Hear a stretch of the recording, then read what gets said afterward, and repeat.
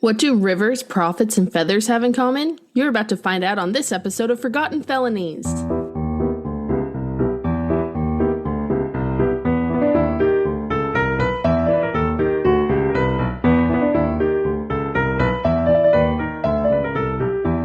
Welcome back to Forgotten Felonies. I'm Monica.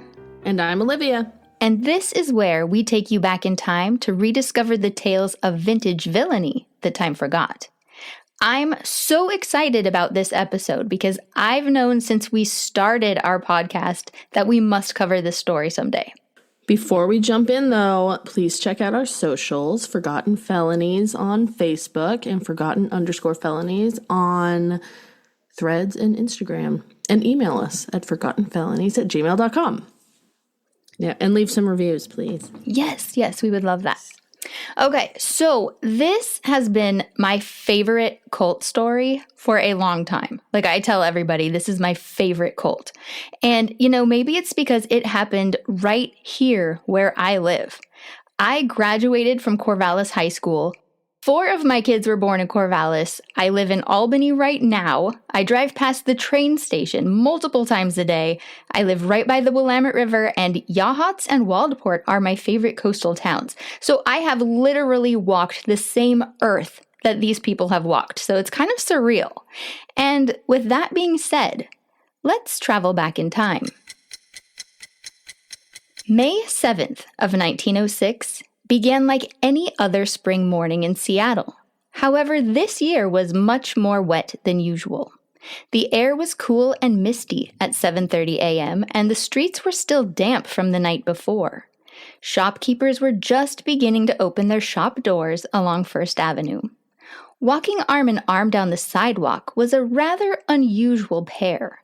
A thin, short, intense preacher who a handful of people actually believed to be Christ himself, along with the young woman who had married him twice.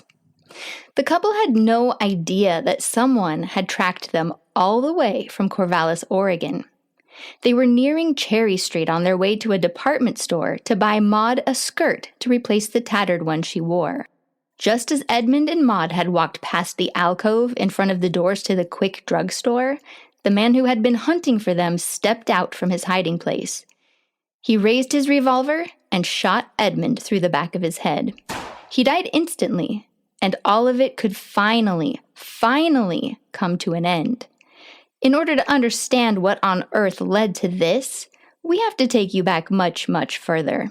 Franz Edmund Creffield was born around 1870 in Germany. He was named after his father, and his mother was Alwina Weber Creffield. Due to privacy laws in Germany, there isn't a lot of information that we can find about his early years. We did find immigration records showing 2 Edmund Creffields, a father and son, coming to the U.S. in 1893, and it's very possible the son is our Edmund. That son was 24 at that time. If that's the same man, then he would have been born in 1869. However, our Edmund's death certificate says that he was born in 1873. But that information was most likely provided by Maud, and it may have been a best guess. According to interviews with people who knew him, he was in Seattle at least by 1899 and had been a drunken tramp on the streets. His mother, Alwina, had settled in a state in the East, but she has been impossible for us to locate in any records.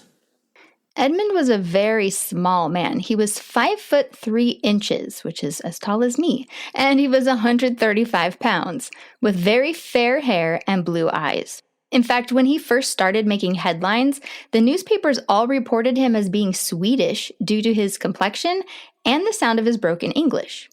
So here he is, a drunken tramp on the streets of Seattle at least by 1899, and he runs into some Salvation Army street preachers.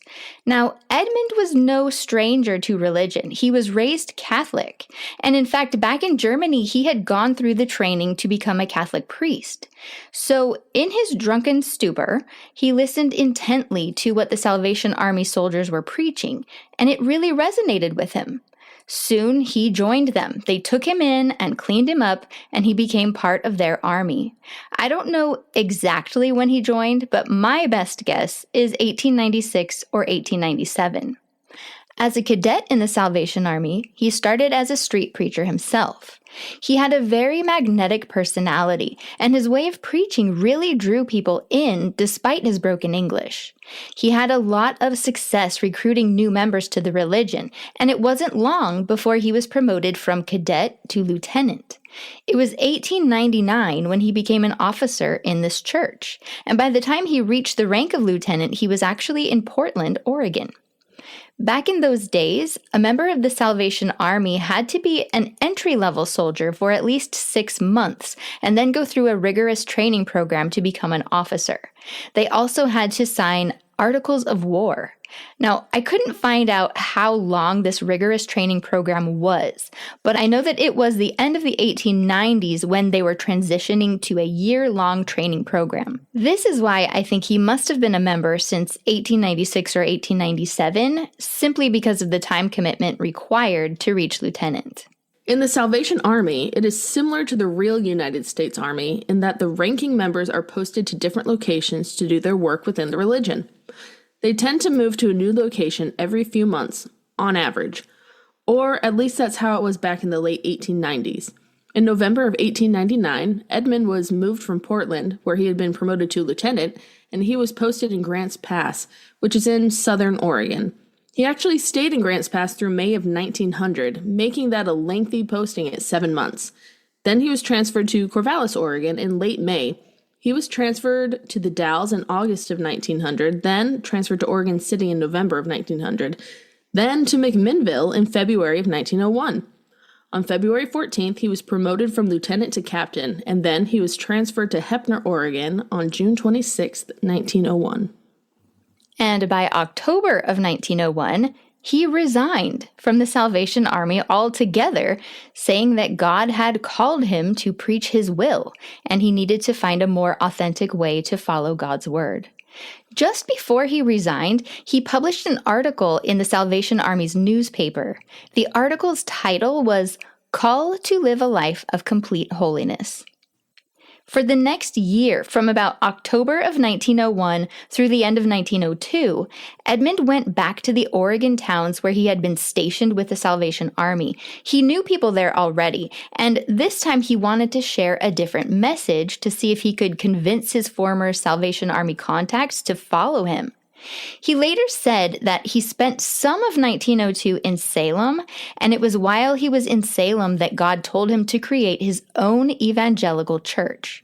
But most of his time in 1902 was probably spent in the Dalles. Before he got the call to start his own church, he was actually part of another new church that had popped up during America's Holiness movement. It was called the Peniel Mission.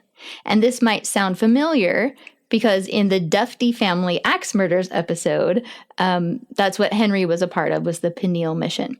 So anyway, Creffield did convert about 20 people to join the Peniel Mission there in the Dalles, and it had 2 other leaders alongside Edmund. There was Frank Cooper and James Van Zandt. But after a while, Frank and James saw that Edmund was becoming more and more extreme, and this actually caused kind of an uproar, so Edmund left and eventually decided to try his luck in Corvallis, Oregon.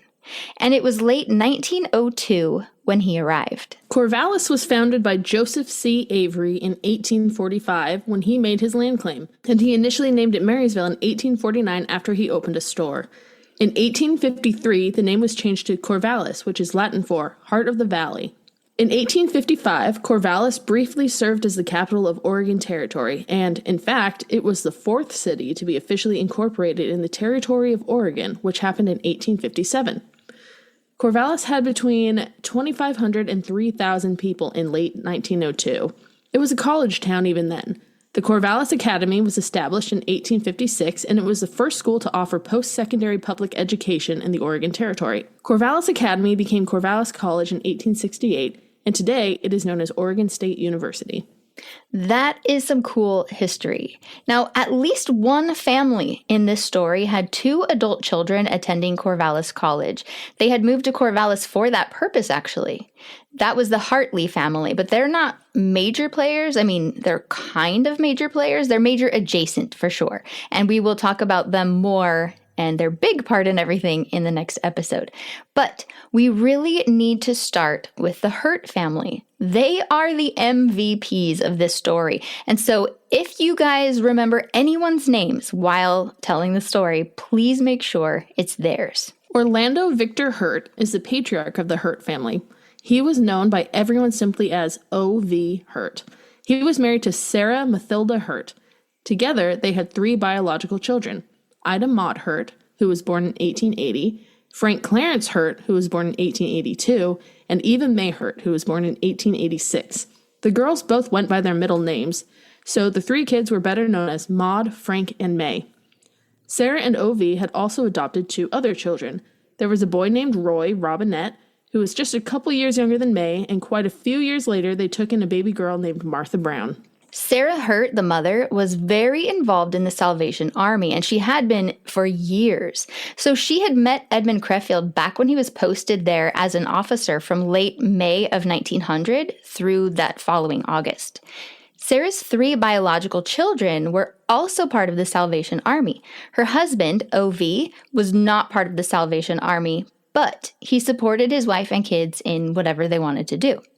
Well, along came Edmund Creffield at the very end of 1902. So this was a man they had heard preach before, a man they trusted, a man that they were rather fond of. And this time he had a different message for them. He told them that God spoke to him and let him know that the Salvation Army people were not of God, and that it is inappropriate to ask people for money and inappropriate to hold ice cream socials. He had heard directly from God, he said. He needed to share these messages because God told him to. And by definition, this made Edmund Creffield a prophet. At this point, very early in the game, the little congregation he gathered was known as the Army of Holiness, or the Holiness Mission. And they called themselves God's Anointed, or the Come-Outers, because in the Bible, the second epistle of Paul said to the Corinthians that true believers should not mix with unbelievers, and they should come out from them and be separate from them. So they were the come-outers, having come out from the unbelievers as the true believers. Edmund was able to gather more followers, mostly because Sarah Hurt would invite her friends and family. There was one part of that I was like, what? The ice cream socials. You can't have ice cream socials? Well, they probably did it as a way to gather money. Like, everyone come to this fun thing and then please leave money in, I don't know, the jar. I have no idea. Got it. Yeah. So, Sarah's maiden name was Starr with 2 R's. Sarah had quite a few brothers and sisters, but mostly brothers. Same. Those brothers also had wives. One of Sarah's brothers was named Burgess Ebenezer Starr, or Bert for short. Bert Starr had married a woman named Donna Mitchell.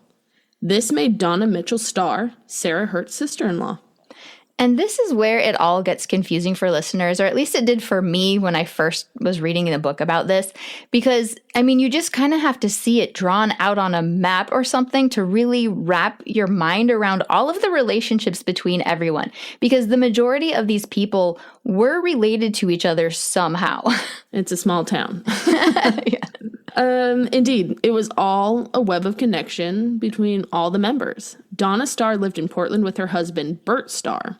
It's believed that Donna must have gone down to Corvallis to visit her sister-in-law, Sarah Hurt, and that's how she got pulled in by Edmund Creffield, who, by this time in early 1903, was calling himself Joshua. Joshua was a biblical figure who led the Israelites to the Promised Land, and he said that he was Joshua II, there to lead his followers to the Promised Land as well. 22-year-old Donna Starr got so wrapped up in this new religion that she even talked her husband, Bert Starr, into moving their family down to Corvallis. At this time, they had a little girl named Gertrude, who had been born in 1901, and Donna was actually pregnant with their second daughter, Rachel, who was later born in Corvallis in July of 1903. And then Donna's little sister, Esther Mitchell, who was just 15 years old, she joined as well. So both Donna and Esther, they had previously been involved with the Salvation Army up in Portland, and so it's actually pretty possible and probable that they had encountered Edmund before when he was stationed up there.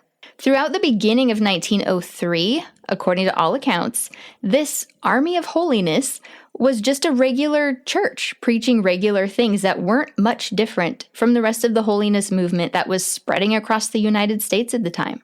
I mean, this one had a prophet receiving messages from God, and then the followers started receiving messages themselves, and then their prayer meetings got really, really weird. But aside from all of that, the townspeople weren't too worried about it. Can you elaborate on the prayer meetings, please? Absolutely, I can. The members, who numbered about 20 on average, 27 if it was a good month, they would roll on the floor, groan, scream, pray, shout, and so on.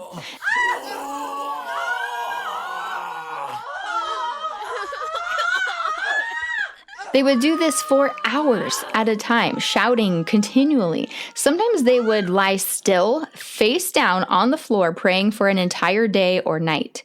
Sarah Hurt's son, Frank Hurt, was 20 years old in 1903, and he had married a 21-year-old woman named Molly Sandell Hurt. The two of them got so into this religion that, it was pretty crazy. They especially would spend days at a time lying face down on the floor praying. I don't like that. Were they speaking in tongues? No, actually. So in 1903, most of these holiness groups disapproved of speaking in tongues. That didn't actually become a big thing until that Azusa Street revival in Los Angeles in 1906, after William Seymour gave the gift of the Holy Spirit to that one fellow who had previously been a member of the Pineal Hall with the likes of Henry Dufty. Wow, it's all connecting. I know. For more information about that, be sure to listen to our episode, Dufty Family Axe Murders. Yes, that one is a wild one. It's very gruesome. But anyway, no, Edmund did not have his people speaking in tongues. They were just groaning, shouting, and praying while they were rolling on the floor. Even Donna Starr, after giving birth to baby Rachel in July, took to rolling around on the floor of their home all night and disturbed Bert's sleep. So just a random stop, drop, and roll. That's what it sounds like. Can you imagine waking up to these weird, guttural sounds and seeing your spouse literally rolling on the floor and it's not a medical emergency? Bert finally realized this was getting out of hand, and he eventually moved his wife and two girls back up to Portland to get Donna away from it all. And there were a few more relatives related to Sarah Hurt that joined. Sarah's sister, Georgiana, married a man named Ira Bray, and their oldest daughter, Annie Bray, also joined. So that was Sarah Hurt's niece. Sarah Hurt also had a brother named Clarence Starr. Both Clarence and his wife, Hattie Starr, joined. And then Hattie's niece, Ona Baldwin, also joined. And she was just about 14 or 15. Now, I already mentioned Sarah's son, Frank, and his wife, Molly, were a part of it. Well, Molly's sister, Olive, also joined. Was anyone not related? Yes, actually. So a woman named Cora Hartley and her adult daughter, Sophia Hartley, joined. Sophia was a student at Corvallis College at the time, and Sophia's older brother was as well as a student of engineering. But the older brother did not have anything to do with any of this. Cora Hartley was married to a really, really rich man who managed operations at the Bohemia Mines down in Cottage Grove, which was quite a distance from Corvallis if you're traveling by horse and buggy. His name was... still is. By horse and buggy? No, in general, it is quite a distance. Yeah. So his name was Lewis Hartley, and Lewis was not a member of this group. And then, believe it or not, Edmund Creffield, he was not the only leader of this church. So he was the prophet, but he also called himself an apostle. And there were 3 other apostles as well.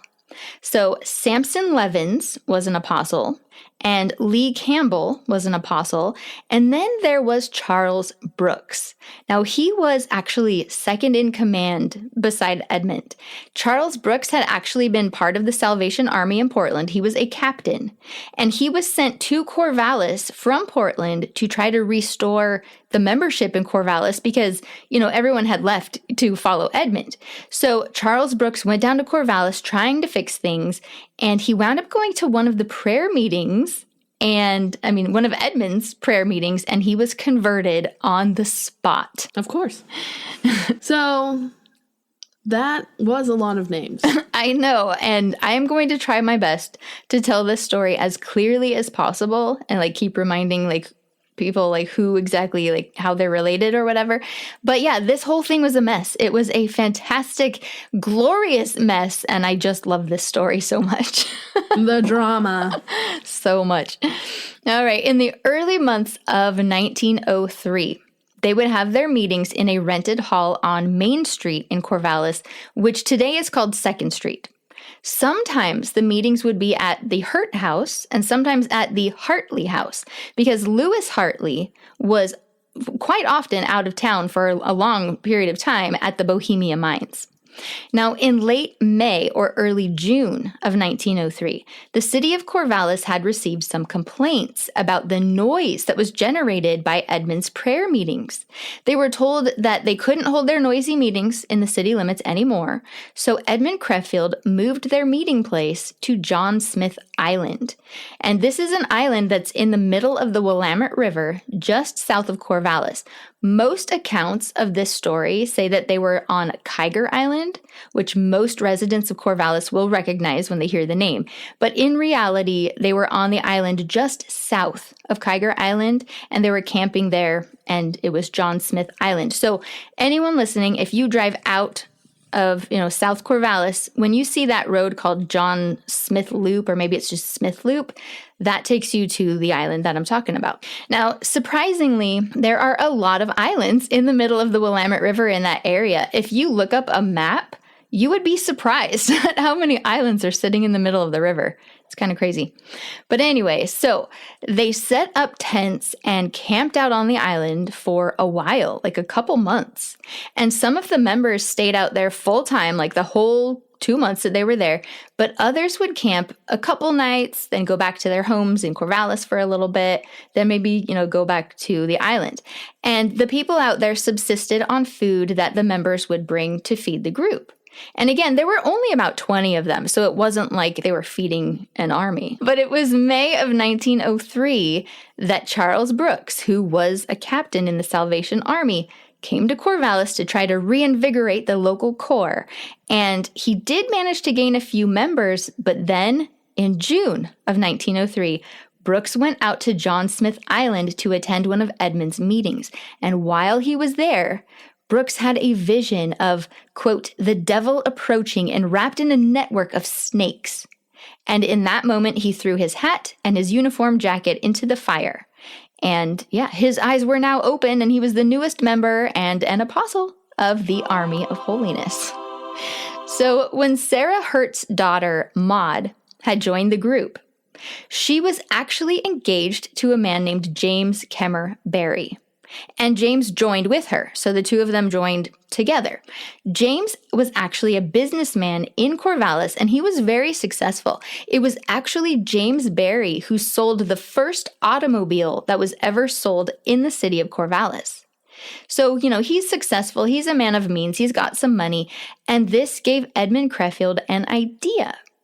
Edmund suggested to James Barry that he sell all of his personal belongings and donate the proceeds to the group so they could build their own tabernacle. Isn't that a hallmark of a cult? Yes, it is. It really is. Now, another thing that was off-putting to James was that Maud was now saying she received direct messages from God herself. And like everything she did, she was like, well, God told me to do it. So this actually began right before the group moved out to John Smith Island, that all of them were saying that they were also receiving direct messages from God. So James was feeling uncomfortable, and he realized that it was probably time to leave. And Maud was not going to leave. She was very, very much invested. And so James left alone, and he lost his fiancée in the process, but that was fine with him because that's how uncomfortable this group was. Things were getting messy, and now he had both of his eyes open. So the weather starts getting pretty rainy and cold around September in Corvallis, and the group went back to their homes, but they were different now. They had changed while they were on the island. They had received messages from God telling them that they could have no contact with non-believers at all. None whatsoever. Like, you can't even touch the hand of a non-believer. So the women didn't want to go home to their husbands because, touching them would be a sin. Edmund told them that they were going to reach a level of purity eventually that would take them back to the innocence of Adam and Eve. So they needed a place where they could stay, like, all together, away from these, sinful, dirty outsiders. And so O.V. Hurt, the husband of Sarah and the father of Maud, Frank, and May, he decided to open up his home to the group on October 21st of 1903. So they all moved in. So the house was right next to Mary's River at the south end of Corvallis, and Mary's River actually feeds into the Willamette River. So now the group tried to convert O.V., and while he was not a member, they referred to him as the Black Devil behind his back. But finally, they actually won him over. And on Wednesday, October 28th, he sent a letter and his key to the Klein department store where he had worked for 13 years. And he told them he was going to be doing the Lord's work from now on. 2/3 of your life is spent in shoes. It's worth some trouble to be sure of foot ease all this time. Style and comfort are combined in Ralston Health Shoes. Just $4. They require no breaking in. The soles are built thus. 1. Best sole leather inner sole. 2. Full sheet cork sole. 3. Half sole of best sole leather. 4. Wool, felt, and rubber cushions. 5. Our famous bark-tanned waterproofed outer sole. All styles and leathers. Ralston Health Shoes. Union made, just $4. The greatest compliment ever paid the human foot. Come in and let us show you why. S.L. Klein Department Store. Sole agents for Benton County.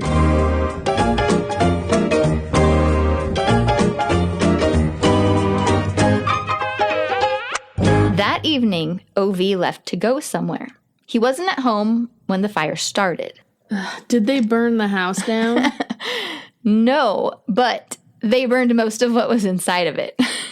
So they had received revelation through both Edmund and Brooks, who, they both spoke directly with the Holy Ghost multiple times a day, that worldly goods were sinful.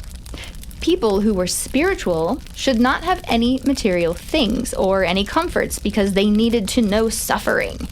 And so they started this bonfire and they brought out all the furniture, musical instruments, window curtains, carpets, their clothes, pictures off the walls, bicycles, and they even threw in multiple cats and dogs. Cats and dogs? Yes, cats and dogs. Now, this was debated a lot. So O.V. later said that it was just one dog. Like, don't freak out. It was just one. And that's so much better. Yeah. And it had been killed humanely first, he said, before they burned the body. He said it was a nuisance stray that wouldn't leave, and the dog had been sucking eggs. And I had to look this up. What exactly does that mean? And that meant that the dog had learned how to gently break an egg shell and suck out the insides. And apparently this was something that dogs figured out a lot. And once dogs learn to do that, it causes farmers a lot of trouble, especially if they rely on the eggs like to sell for income or whatever. But anyway, neighbors who had witnessed this bonfire, they were standing outside, thinking, what are these people doing? But witnesses said they saw multiple dogs and multiple cats being thrown into the fire. They had seen it with their own eyes. Now, later on, during insanity hearings, and we will get there, it was admitted to by several different participants that there were actually multiple cats and dogs thrown into the fire, but it had been God's will. So the morning after the fire, Thursday, October 29th of 1903, Edmund's people were at it again.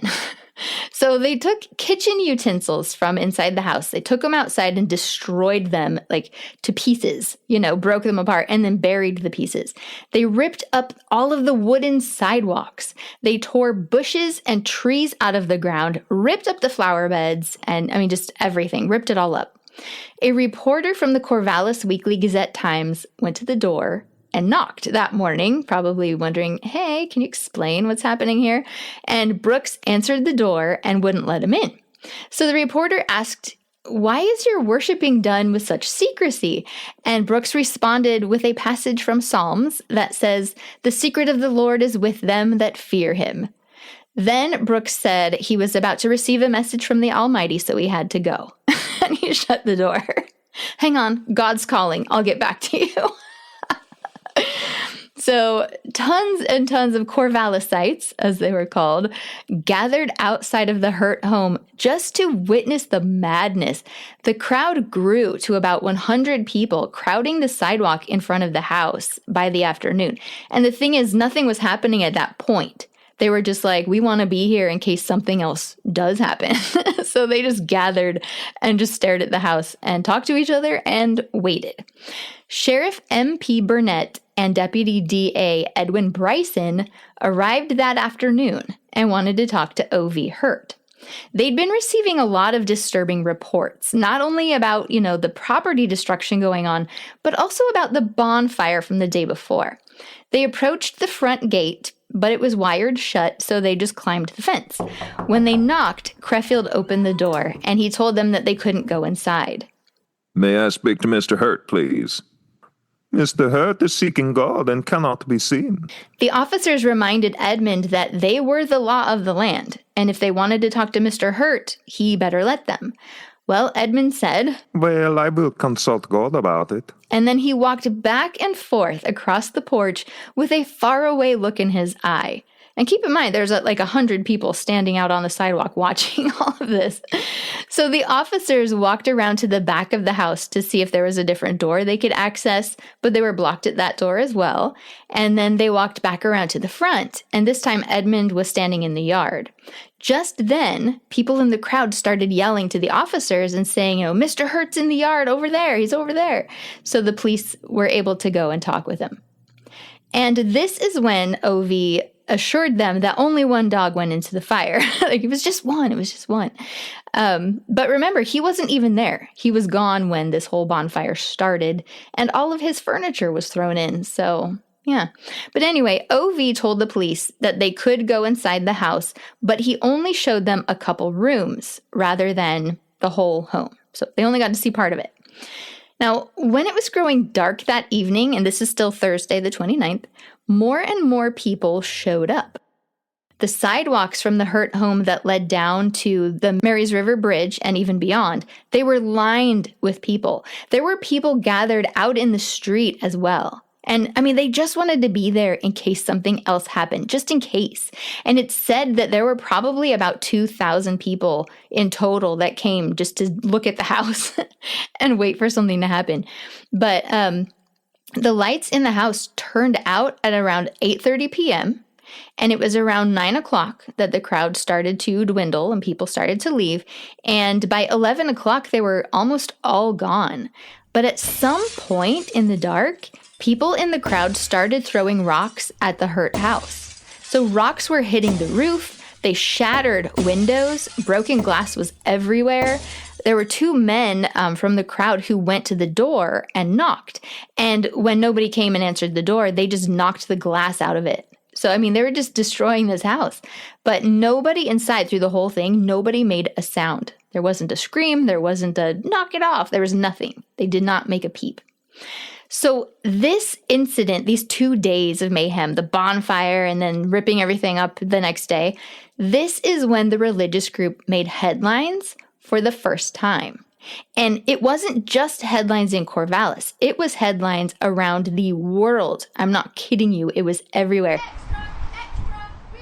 It was in Australia. It was in Scotland. You can look it up right now on newspapers.com and you will see from all over the world, they were reporting about this. It was crazy.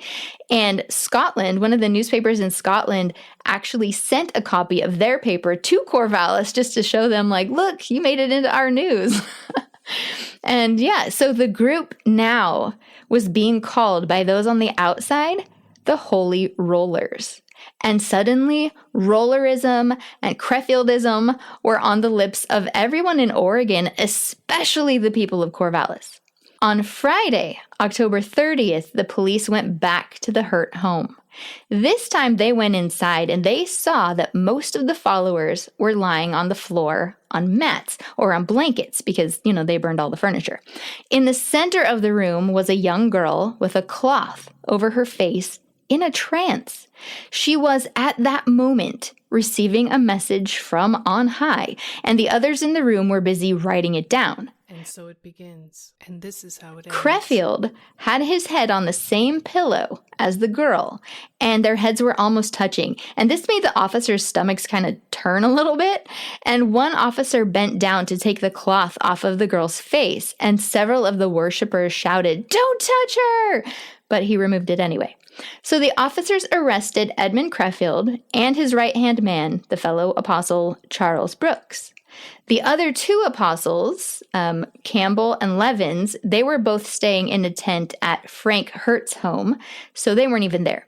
Edmund and Brooks were arrested on a charge of insanity, and they were taken to the court of Judge Walters.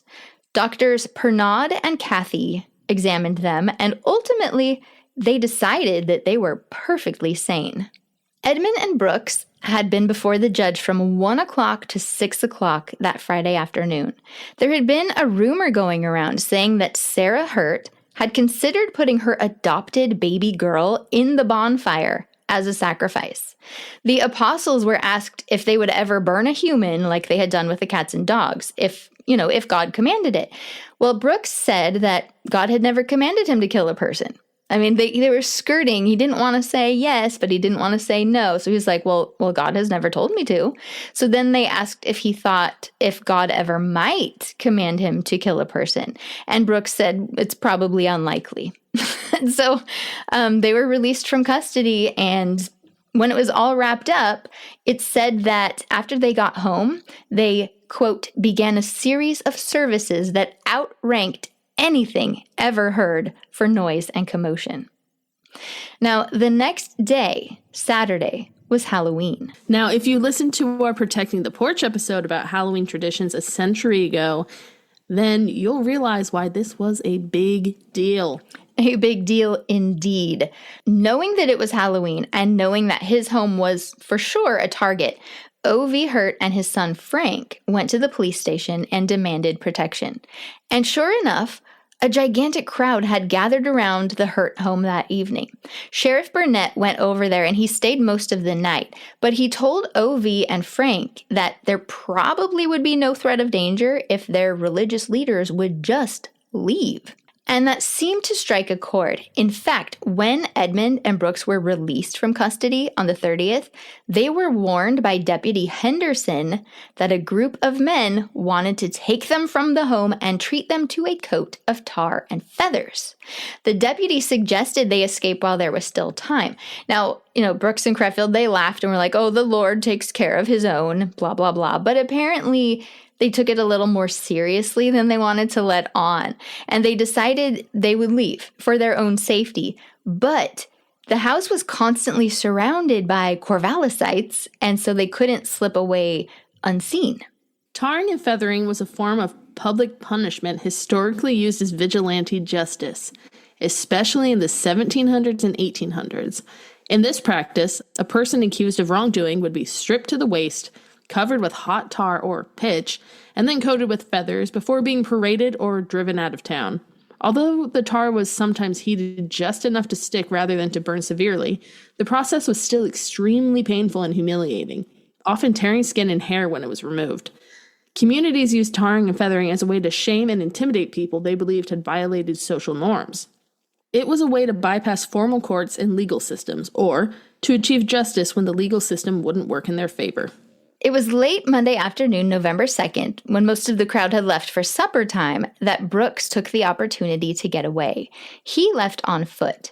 An hour later, Frank Hurt, son of O.V. and Sarah, drove up to the front of the house in a buggy, and Edmund got in. And they drove away, headed south. And it's a good thing they got out of town because it soon became common knowledge that there were other bonfires at other homes around Corvallis where Edmund's followers lived. At Bert and Donna Starr's house, for example, there had been a bonfire at 4:00 a.m. on the morning of November 1st.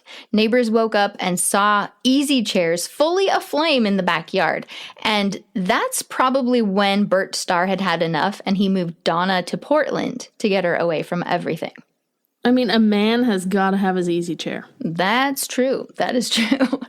So this is around the time that the followers' appearances also became pretty alarming to the good people of Corvallis. The followers were actually eating nothing but bread and water. They were growing thin, they were looking pretty pale, and they all seemed really fidgety and nervous. They had also burned all of their nice clothes. The women were now wearing these simple brown shift dresses that had drawstrings at the necks. And OV later referred to them just as wrappers. Like they were wrapped in wrappers rather than dresses. And the believers said that nice clothes were worldly, and having worldly things made their environments not fully acceptable to God, and they wanted nothing to do with the world at all. Their goal was to become as pure as possible and wait for God to give the order for them to travel around the world and preach the truth of this new faith. When the people of Corvallis heard this, they crossed their fingers and hoped that the message would come soon so they would leave and they would be done with this madness. Well, on Thursday, November 5th, Edmund came back. So he was only gone for a few days.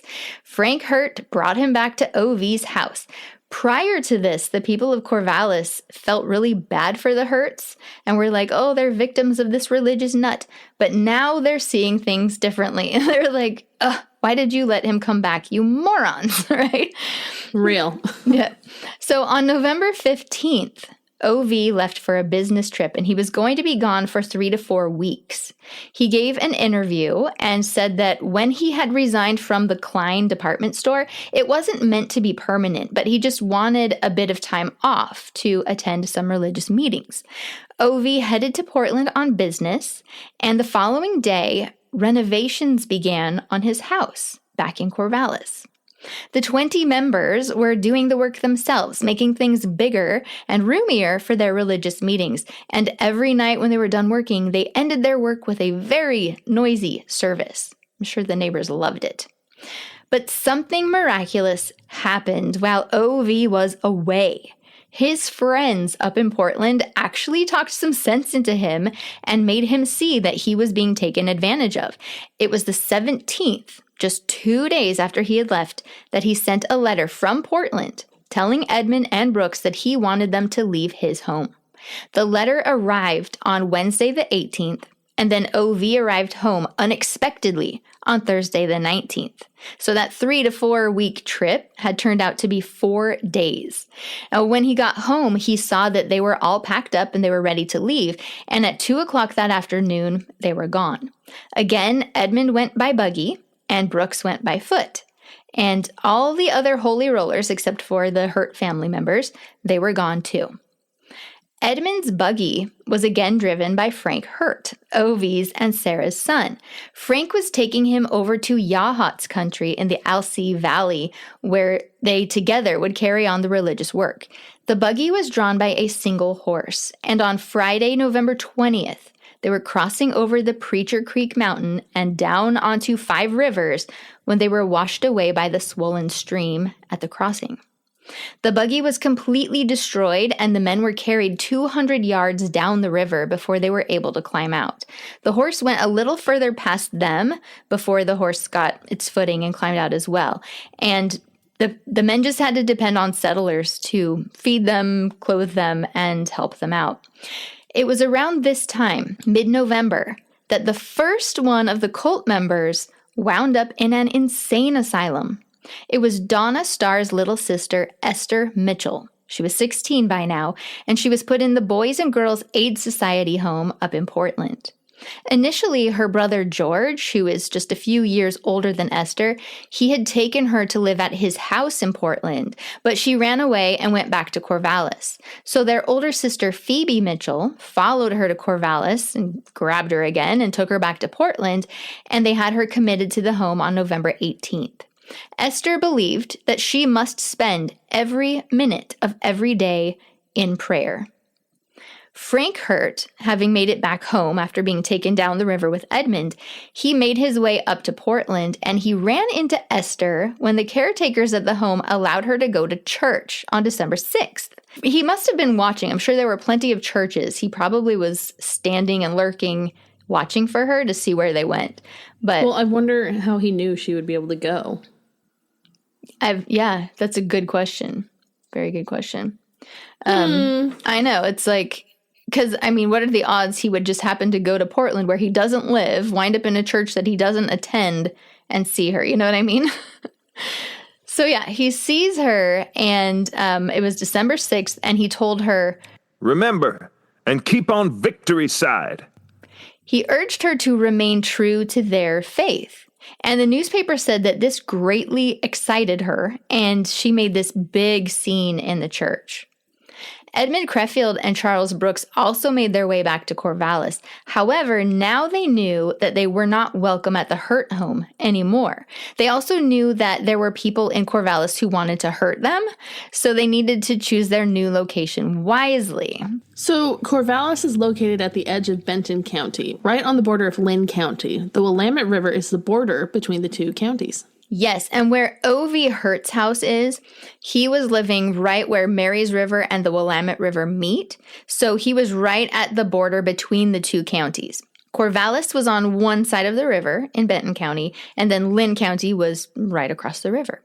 So Edmund Creffield, he returned to the area on December 18th and took command of his people again, gathered up his flock, but this time he found a home to rent on the Lynn County side of the river, not that far down from the location of the Hurt home across the river. So if one were to take the ferry from Corvallis right across the Willamette to the Lynn County side and then just walk east about 200 yards, you would come to the home of Mrs. Anna Beach. So she didn't live there. She owned it and she rented it out, and the Holy Rollers moved into this home.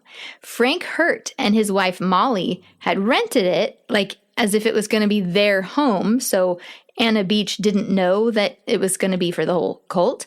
But they rented it so there would be a place for the whole group to live, basically. Now, staying in that home were Frank and Molly Hurt, Molly's sister, Olive Sandell, a guy named Wesley Seeley, and two of his sisters, Florence and Rose. Then, of course, their prophet, Edmund, the three apostles, Brooks, Campbell, and Levins, and Maud Hurt. So that's 11 people. The newspapers printed stories about these guys every day. And one line that I love is from December 22nd, 1903. And it says, "It is a well-known fact that several determined citizens have mutually agreed to donate him a coat that will shed water and keep out the cold." A good old tarring and feathering. People in Corvallis were keeping a very close eye on the beach home across the river, just waiting for something to happen, because really all they needed was permission. And on January 4th, 1904, they got it. Apparently, the group who had been living there quietly for several weeks by this time decided to sacrifice things to the Lord. That sounds like another bonfire. Yeah, well, I'm not sure what really happened because another article said that it was a rolling exercise and the cries could be heard for blocks. But there was no word of an actual fire, so I don't really know what was happening. Maybe they were throwing stuff into the river. I have no idea. So anyway, that evening, a group of 20 respectable, prominent citizens of Corvallis, men of high character, spread themselves out along Main Street, which again today is 2nd Street in Corvallis, and it's parallel to the Willamette River. So it was about 9:00 p.m., and this group, which called themselves the Whitecaps, made their way to the ferry. They didn't walk together in a group of 20. They just kind of nonchalantly, inconspicuously as little groups, made their way there, but they all gathered at the ferry. They also didn't bother disguising themselves. You would think, whitecaps, obviously that's from the KKK, but they didn't wear hoods, they didn't wear masks because they were proud of what they were doing. Now, the names of these 20 men, they were not published in the papers, but according to the papers, everybody knew who it was. They knew who was involved because they weren't ashamed of what they were doing. And the paper said that almost all of the men had a family member that was part of the cult or was impacted by the cult in some way. So we can guess probably a few last names of people who were part of this group. Anyway, when they gathered at the ferry, they all got on the ferry together and crossed the Willamette. They told the ferryman to stay put because they'd be crossing back again real soon with a few extra passengers. So they walked the 200 yards to the east on the other side of the river. They first surrounded the home, so there's no chance of getting away. And then one of the men, he knocked really hard on the front door, and then he just broke it open. Just knock, knock, and then boom. So the Whitecaps filed inside, and the women just began to sing. One of the women passed in front of each of these intruders and stared intently into each of their faces, probably so she could identify them later, or maybe she was, doing some kind of curse. I don't think they did curses, but The apostles were then tied together and then ordered outside. Now, most of the newspaper articles say that it was just Edmund Creffield and Charles Brooks who were taken from the home. But 4 days later after it happened, the Corvallis Gazette printed an article that says, quote, "Earlier reports and press dispatches say that only Creffield and Brooks were tarred and feathered, but we are reliably informed that Campbell and Levins were also found in the house and were treated in the same manner as the apostles." So it was the 4 of them, not just 2 of them. The only man in the home that did not get taken out for this was Frank Hurt. The 4 men were tied together. Then they were marched down to the ferry where they crossed the river back to the Benton County side. And when they got off the ferry, they marched the men straight up to Main Street. And the paper pointed out, even under the electrical lights, like they didn't even take back roads. They weren't trying to hide anything, but they marched them right down to Main Street. And then they turned north and marched them a little past the sawmill. Then they ordered them to disrobe. Edmund Creffield, he was trembling and terrified the whole time. He asked if he could pray, but he was told that there had been too much of that already. The men were shivering under the winter moon. It's January and it's really cold. And then the Whitecaps smeared the men's bodies with hot tar and covered them with feathers. Now, it's said that Edmund was given 2 coats. One of the men looked at him after he was, fully covered with feathers and actually said to him, "Well, you would make a fine old Santa Claus now." To that, Edmund did not respond.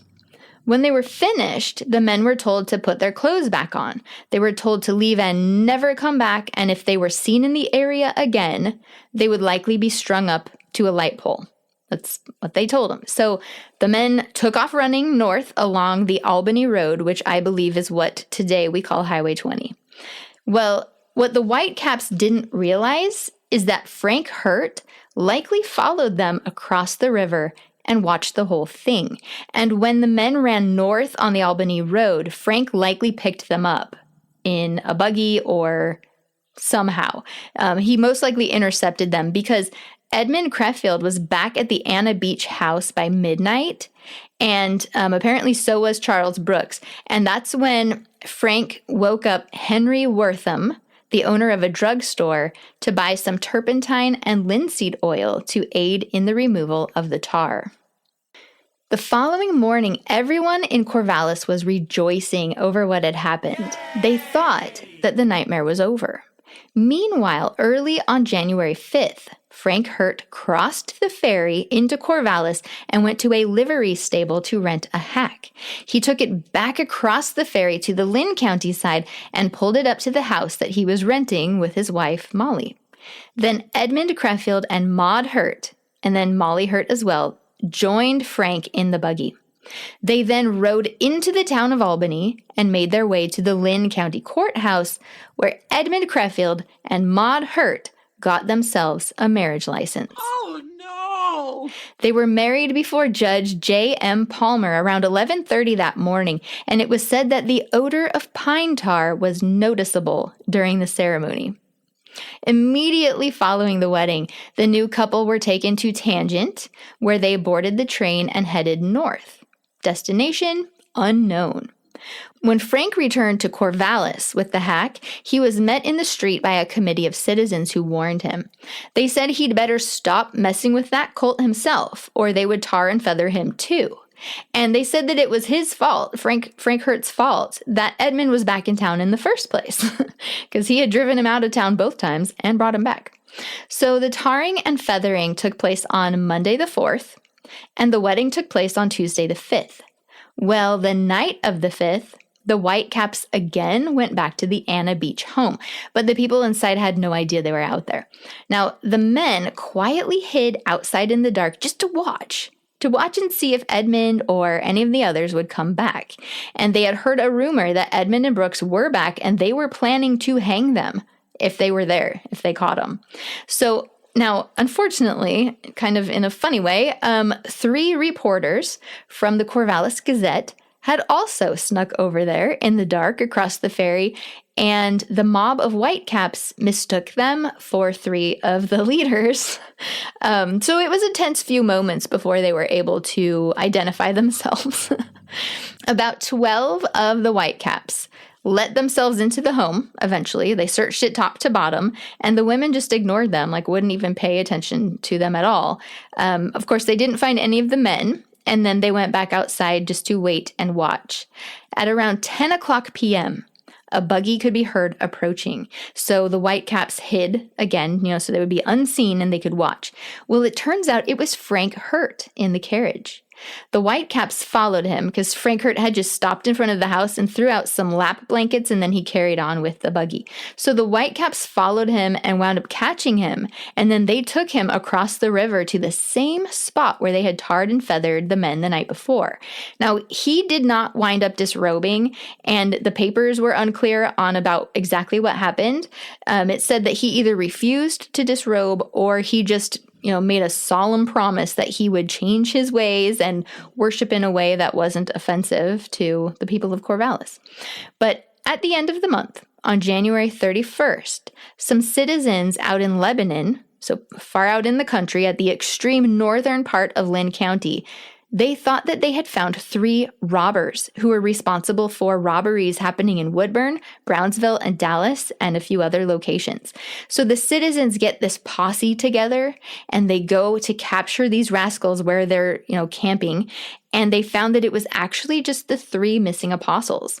They found Brooks, Levins, and Campbell, and they said they were in a disgusting state of filth. Their hair was matted. They must have smelled terrible because it was the night of January 4th, that they left, and this is January 31st, and they've just been out there without a shower. So pretty gross. But anyways, the sheriff told them that they had to go. They had to leave. They couldn't stay there. And the apostles protested and said, "We just want to stay and read our Bibles. That's all we want to do." But they were told they had to go. So they packed up their stuff, and as they were leaving, they asked how far it was to Marion County. Now, when they were asked about Edmund's whereabouts, because nobody knew where Edmund and Maud had gone, they wouldn't say. Brooks wouldn't say anything. He may not have known himself, but if he did, he was not going to spill those beans. So this is the last that we ever hear of Brooks and Campbell. Samson Levins later went on to marry Sarah Hurt's niece, Addie Bray, but I think that was like years down the line. But yeah, so Brooks, Campbell, and Levins, they really don't have any further part in this story from this point on. They just leave. So where did Edmund and Maud go? Well, they went up to Hood River near Portland, and they caused a whole lot more trouble. Edmund decided that he would just start anew up north. And do you remember how Bert Starr had moved Donna Starr to Portland to get her away from the cult? Mm-hmm. Well, now that the cult moved up yonder, Donna was able to get back into the fold. Attention! Ready for the summer woman. New arrivals of chic linen suits. In the grand salons, second floor, a fetching lot of saucy, cool, and tempting linen suits came trooping in yesterday by express. Beauties. Choose from jaunty Eatons, loose swell box, track and paddock coats, or stately redingotes, white or dainty colorings in faint blues, pinks, etc. Some of the Eatons are bewitchingly trimmed in pretty baby Irish laces and medallions, all priced surprisingly low. Yes, this store is pandering to the summer woman now. And women who've been round tell us we've more new summer frocks and gowns than all the other Portland stores combined. We wouldn't wonder if they are right. Women generally are. Anyhow, we're long on the new things that other stores are short on. Foresight and courage and faith in our public. Open house today, all invited. Come.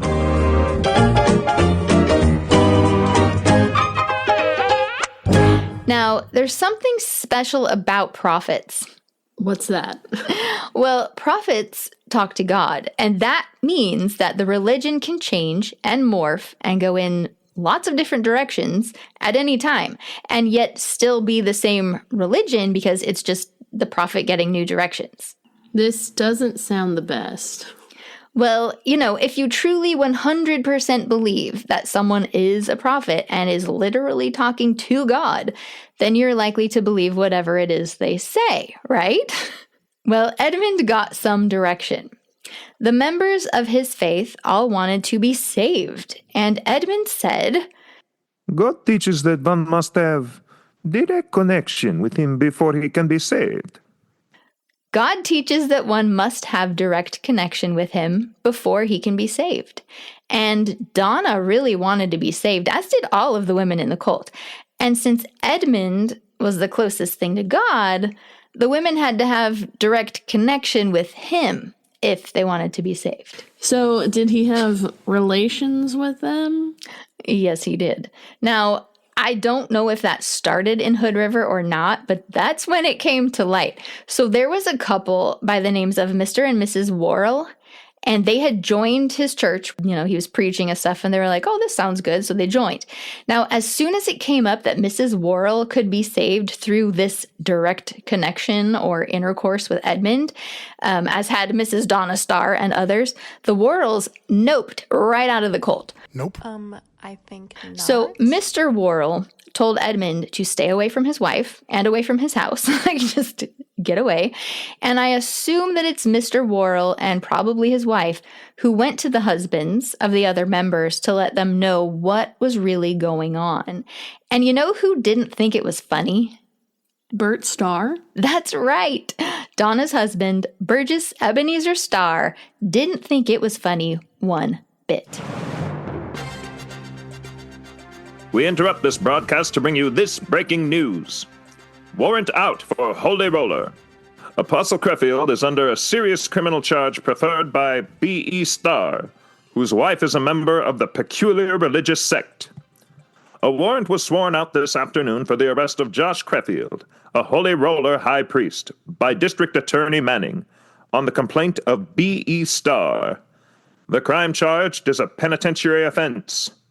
The wife of Starr, Donna Starr, is alleged by the husband to have fallen under the evil power of the prophet, along with 10 other women who have joined the Portland band recently organized by Creffield after his hurried exit from Corvallis.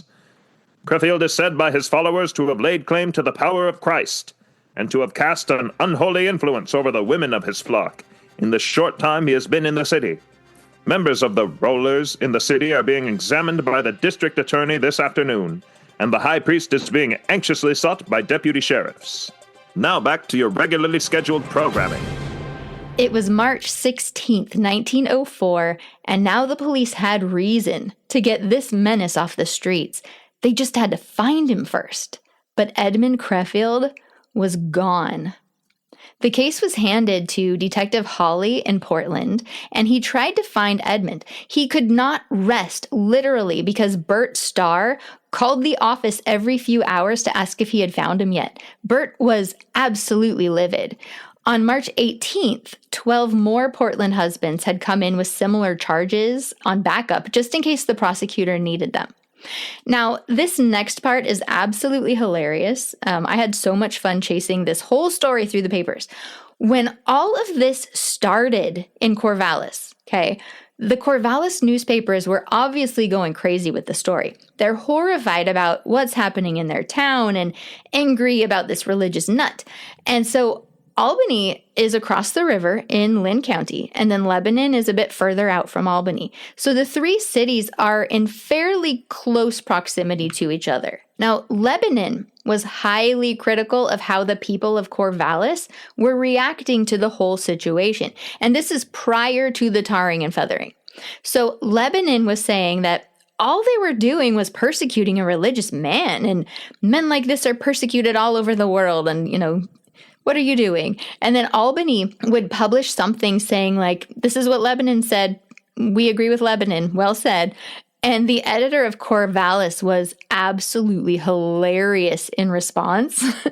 So one responding article actually said, "Here are two recruits for Brooks and Creffield, nutting of the Democrat and the Criterion Man. Since both editors so love the Holy Rollers, they ought by all means to join. With their fine talents, both would doubtless in time become apostles, and a swift old roller each would be. Join 'em, boys, join 'em. At last you are on the right track." So after it comes out that Edmund was actually having sex with these women under the guise of saving their souls, Corvallis printed at least 2 "I told you so" articles. And it was like, I bet the editor of the Lebanon paper wants to crawl into a hole and pull the hole in behind him. I just wish that newspapers would write like they used to. oh my gosh, I know. I know. The sass, the drama. Oh my goodness. Yes. And so I talked to my mom about this, showed her this. It was hilarious. The only other time that I've seen this where, I took notice and was like, that's hilarious, was when we were covering Claude Branton. And all of the editors in surrounding areas were invited to watch the hanging. And one was like, "How disgusting. We would never." And then the other was like, "You're chicken-hearted." I'm going. I can't wait. Yeah. It was like Jackson County or something. We were like, we're too high class. Yeah, we wouldn't do something like that. We're not animals. That was funny. Okay, anyway, yes, I agree. They need to go back to the fun stuff. Now, while Edmund was missing, Maud goes back home to her parents in Corvallis. And as time goes on, a reward is offered for his capture. It goes from $70 up to $350. And if you're curious, in today's U.S. currency, that's a bit over $13,000. The money was put in by Lewis Hartley, the rich Bohemia Mines guy whose wife and daughter had joined the cult, and money from O.V. Hurt. There was some thrown in from Donna Starr's husband, and then I believe the city of Corvallis threw in some more. Now, everybody thought that with Edmund missing, maybe the cult members would start to improve. Oddly enough, they seemed to get worse. On April 30th, about 6 weeks after he went missing, 16-year-old Florence Seeley was committed to the Boys and Girls Aid Society home. It was noted that she was not wearing a collar or a hat, and her hair was hanging down her back uncared for and unconfined. And this was very, very odd behavior for 1904. So off to the insane asylum for her. Your hair's down? For shame. Yeah. Your mental state is also gone. In my my intro to general psych class, when we're talking about social norms, like what is normal, I tell them about this. I'm like, let me tell you a little bit about my favorite cult ever. And I'm like, that was crazy, wearing your hair down and being barefoot. So anyway, so she was like totally dressing inappropriately, had to send her to the insane asylum. When she got to the home, she said that in time, they will all be restored to innocence and purity like Adam and Eve. And in order to do that, they had to put away everything that is sinful, like clothes, hats, shoes, all forms of furniture, and cooked food. Raw beans for me. Raw eggs. You could be an egg sucker too. All right. Next to be committed were Frank and Molly Hurt. This was on April 30th as well, and they were sent to the State Insane Asylum in Salem. Frank admitted to the burning of multiple cats and dogs, and also burning of hats, clothes, shoes, his brand new bike, and all of this. He was taken to court in overalls and a thin cotton shirt, which was apparently so weird. And big social taboo. So he told them that clothing was too good and it made him proud. And he also said that he gets messages from God when he prays. And they were like, aren't you aware that those are hallucinations? And he was like, I think I know when God's talking to me. So both Frank and Molly were emaciated when they were taken in from fasting for days at a time, because for those days they were lying face down on the floor praying for days at a time. Like, they were really, really into it.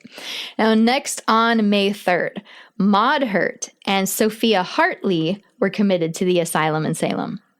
They were found roaming the streets of Corvallis barefoot, not wearing hats, and their hair was down past their shoulders. How dare they? Past their shoulders? Are you kidding me? I know. Mine's like to my elbows. It's wild. I think I got mine cut recently. At least you're not crazy. You heathen. How dare. If I would pin it up, they called it headwear. Or no, headgear. They called it headgear.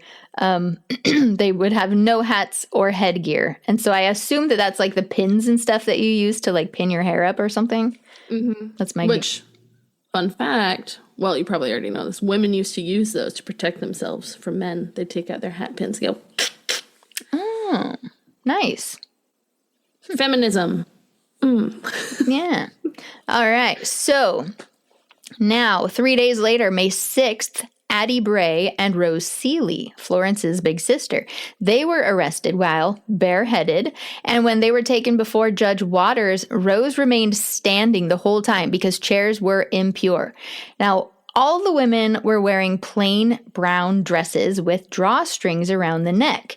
They had no collars, their hair was a tangled mess because they weren't brushing it either, and they had no hats. On June 11th, so 5 weeks after that previous commitment, May Hurt is committed. So she's the 17-year-old daughter of Sarah Hurt and O.V. Hurt. On June 14th, Addie Bray, who had already been committed, escaped from the asylum in Salem at 4 o'clock a.m. And by 2 o'clock p.m., she had walked all the way to the bridge in Albany where it crosses the Willamette River. She hid there until evening, and then she walked into Corvallis. They caught her and they sent her back. On the afternoon of June 27th, Sarah Hurt herself was committed to the asylum. The only person left at this point is Mrs. Cora Hartley.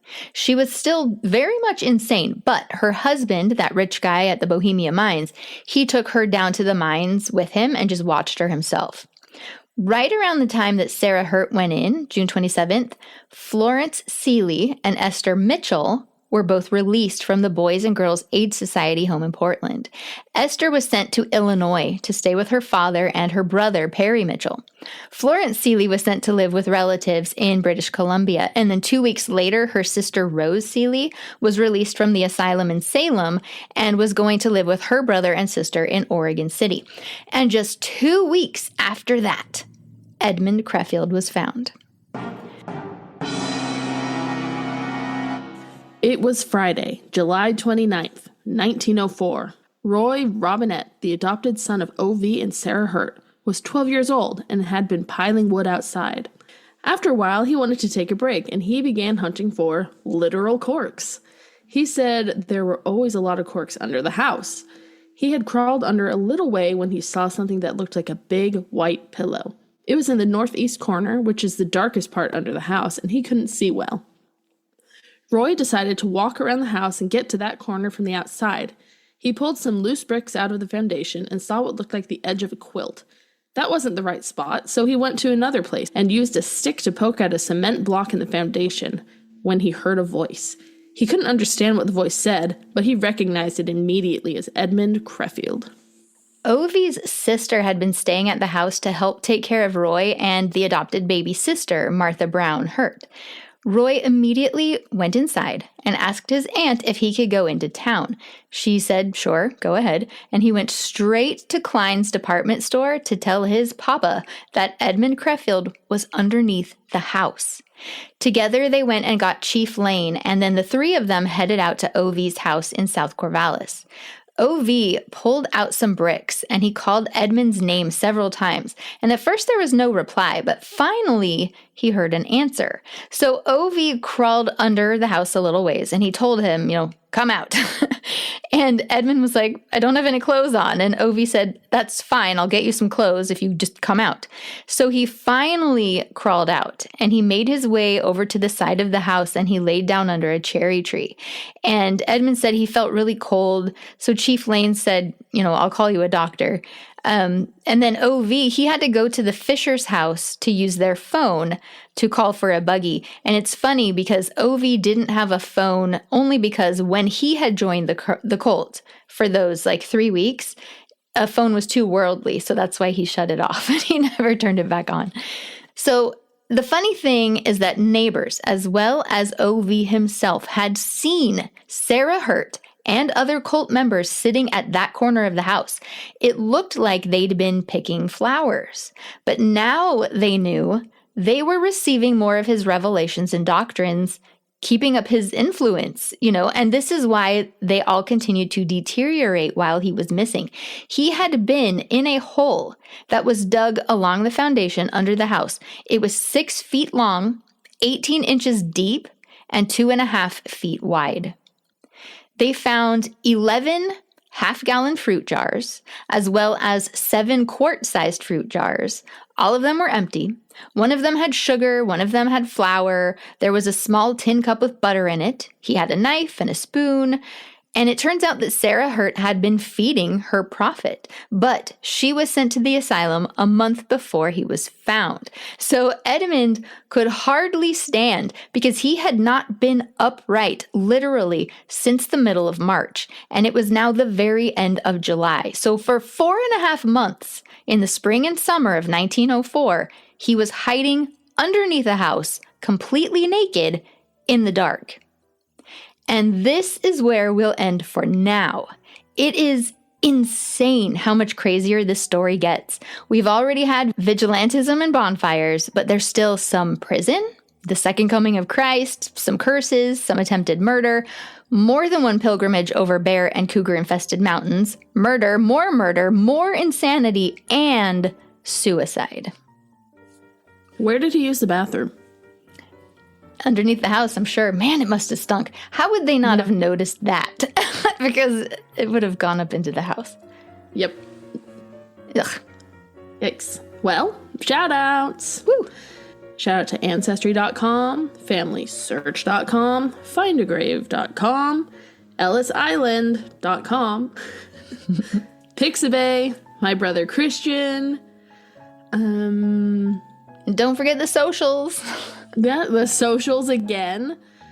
Forgotten Felonies on Facebook, Forgotten_Felonies on Threads and Instagram. Email us, leave us a review, share.